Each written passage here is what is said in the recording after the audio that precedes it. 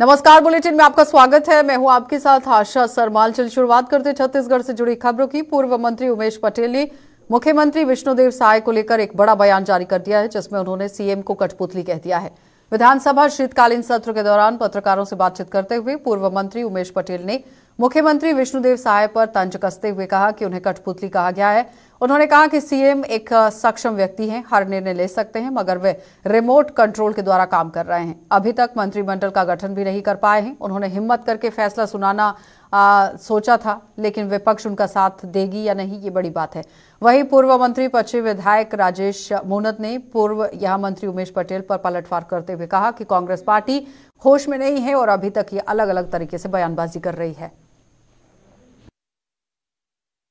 देखिए, मैं ये कहूँगा कि माननीय विष्णुदेव साय एक सक्षम व्यक्ति हैं और वो हमारे सांसद रहे हैं। रायगढ़ के प्रतिनिधित्व तो उन्होंने 4 बार सांसद के रूप में किया है। मैं उनको पर्सनली जानता हूं और वो एक सक्षम व्यक्ति हैं, लेकिन वो एक कठपुतली की तरह काम कर रहे हैं। कभी दिल्ली जा रहे हैं, कभी एक मंत्रिमंडल का भी गठन नहीं कर पा रहे हैं और जो वो रिमोट कंट्रोल की तरह यहाँ काम कर रहे हैं उसको उनको जल्द से जल्द छोड़ना पड़ेगा। छत्तीसगढ़ के लोगों ने छत्तीसगढ़िया आदमी के लिए यहाँ वोटिंग किया है, जनादेश उनको किया है और अगर वो हिम्मत करके अपना फैसला सुनाएंगे तो विपक्ष भी उनके साथ खड़ा है। रिमोट कंट्रोल किसके पास है?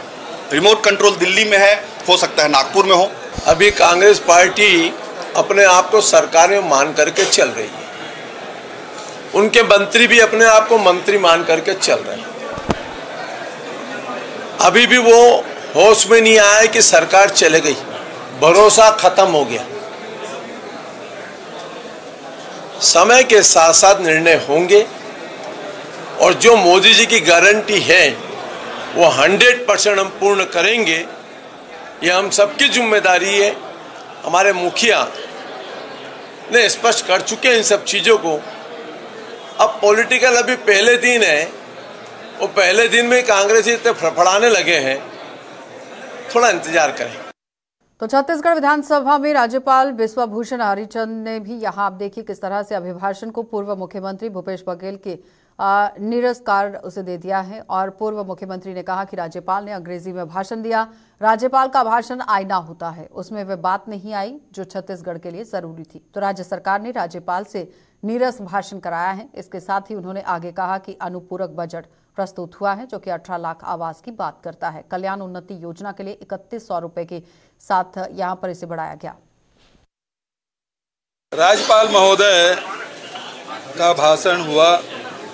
पहली बात तो अंग्रेजी में दिए और सदन के अधिकांश सदस्य अंग्रेजी नहीं समझते। इसके पहले भी इसी राज्यपाल से महोदय से हम लोगों ने हिंदी में भाषण कराया। हालांकि आज भी भाषण पूरा नहीं पढ़ा हुआ माना गया, लेकिन किसी भी सरकार की जो पहली बार गठित हुई है, राज्यपाल के अभिभाषण उस सरकार का आईना होता है और इसमें वो सारी बातों का उल्लेख होना चाहिए था जो वो आगे इस साल करने वाले हैं।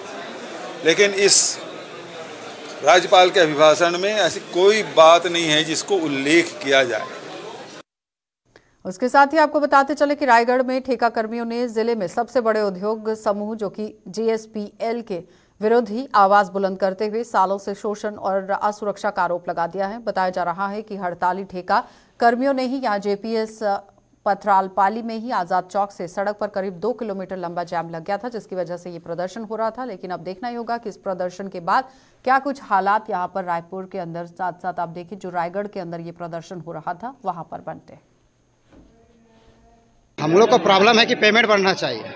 जो पहले 12 घंटा कराया जाता था, उसके बाद 8 घंटा किया है, उसमें हम लोगों का पेमेंट बहुत कम कर दिया गया। 12-13 हजार रुपए पेमेंट दिया जा रहा है। कितना मांग है? हम लोगों का मांग है जो गवर्नमेंट रेट जो रखा है वही हमको मांग चाहिए। क्या लगता है आपको यहाँ पर यदि किसी के साथ कोई घटना भी होती है तो किस तरीके का यहाँ व्यवहार किया जाता है? यहाँ पे जिंदगी में अगर कुछ दुर्घटना होता है तो ना कंपनी वाले ना ठेकेदार कोई हम लोग को कोई सहयोग नहीं मिलता है। जो हमको एसआई थ्रू द्वारा जो एसआई में पैसा करता है उसी के द्वारा जो हमको वही सहयोग मिलता है। बस रास्ता इसलिए ब्लॉक किया गया है, मजदूर अपनी मांगे जो भी सरकारी रेट है उसमें हमारे मजदूर भाई को मिलना चाहिए सरकारी रेट में, और 4 रेस्ट है उसमें और जो भी माने मांग किए रहे अभी आवाज आ रहा है, उनकी मांगे पूरी होनी चाहिए। तो राजधानी देहरादून के ही तेलीबांधा थाना अंतर्गत लाभाड़ी में पुरानी शराब भट्टी के पास गोली चलाने की घटना सामने आई है। गोली चलने की इस घटना में एक शख्स गंभीर रूप से घायल हो गया। गोली चलाने वाले शख्स का नाम अमन शर्मा है, जो सुंदरगढ़ ओडिशा का रहने वाला है। बुधवार सुबह की रायपुर की तेलीबांधा थाने अंतर्गत लाभाड़ी के पुराने शहर में पहुंचा था और उसके बाद इस तरह से ये बड़ी वारदात यहां पर हुई है। पुलिस कार्रवाई में जुट गई। सुबह 11:15 साढ़े 11 के आसपास में और तेलीबांधा थाना क्षेत्र के लाभांडी एरिया में एक गोली चलने की सूचना आई थी। जिस पर पुलिस यहाँ पहुंची। एक संदीप कुमार नाम के व्यक्ति जो कि नल व्यापारी ऐसी जानकारी मिली है, उस पर आरोपी अमन शर्मा ने फायरिंग करी है।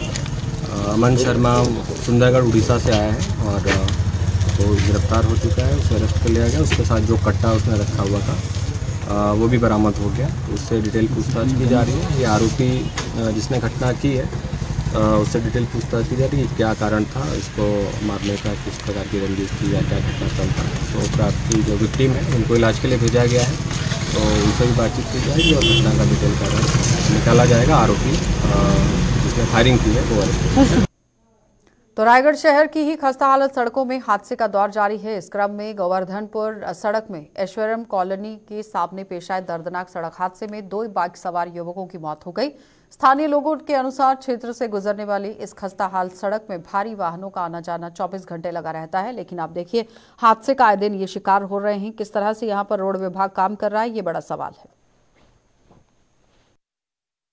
हाँ, अभी थोड़ी देर पहले ही कंट्रोल रूम के माध्यम से और पेट्रोलिंग के माध्यम से जानकारी मिली कि ऐश्वर्यम कॉलोनी के सामने में 2 अज्ञात युवक जो है बाइक सवार, उनको किसी अज्ञात वाहन के ठोकर से एक्सीडेंट होने से मौत हुई है। कि जानकारी मिलने पर हमारा स्टाफ यहाँ पहुँचे। मौके पर देखे काफ़ी भीड़ थी, जो है कॉलोनी के रहने वाले आने जाने वाले लोगों की भीड़ थी, जो बॉडी उठाने नहीं दे रहे थे, जिन्हें समझाइश दिया गया। समझाइश उपरांत वे माने और उन दोनों के डेड बॉडी को यहाँ से उठाकर एम्बुलेंस के माध्यम से एक जिला अस्पताल मरचुरी के लिए शिफ्ट कराया गया है। आए दिन यहाँ पे घटनाएं होती हैं। इतने बड़े बड़े गड्ढे हैं। गड्ढे क्या मतलब, ये पूरे तालाब है। आप यहाँ बाइक लेके जाएंगे, कब गिर जाएंगे इसका पता भी नहीं। आप गिरोगे, पीछे से यहाँ पे डंपर्स वगैरह चलती रहती हैं। और सीधी बात है, प्रशासन की मिलीभगत कंपनियों से रहती है। कंपनी से मिलीभगत ये रहती है कि बड़ी गाड़ियाँ ना रुके। अभी यहाँ चक्का जाम हो जाता है, वो मर गया फेंक देंगे, उसको कहाँ ले जाएंगे कोई पता भी नहीं करेगा। बुरी हालत हो गई है। अभी तक यही बचा था, आज एक्सीडेंट भी हो गया यहाँ पे। और दो बेचारी जिस घर का परिवार का वो गया होगा चिराग, उससे पूछो क्या हालत हुई है उसकी। उसके बच्चे होंगे, माँ बाप होंगे, बूढ़े क्या होंगे।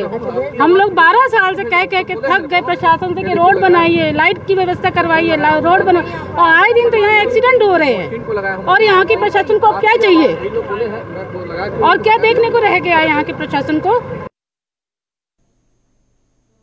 खाद्य विभाग ने राइस मिलर ने 99% जो कि पीडीएस चावल है वो जमा कर लिया है, मगर एफसीआई चावल जमा नहीं कर पा रही है, जिसको लेकर राइस मिलर ने कलेक्ट्रेट के सामने भी शिकायत की है। खाद्य विभाग ने वर्ष 2022-23 का चावल जमा कर लिया है। एफसीआई की कार्यशैली में राइस मिलर काफी नाराज हो गया है, लेकिन 60% एफसीआई का यहाँ आप देखिए किस तरह से लेना होता है। अधिकारी इस मामले से बोलने में बच रहे हैं।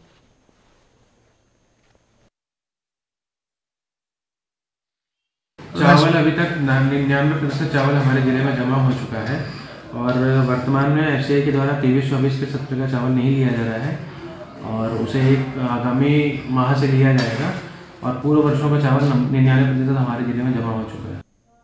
अपनी 8 सूत्रीय मांगों को लेकर श्री अथार्थ मेडिकल रिप्रेजेंटेटिव और यहां फ्लाईओवर के नीचे इमाम चौक में नारेबाजी कर सरकार के खिलाफ धरना प्रदर्शन किया गया।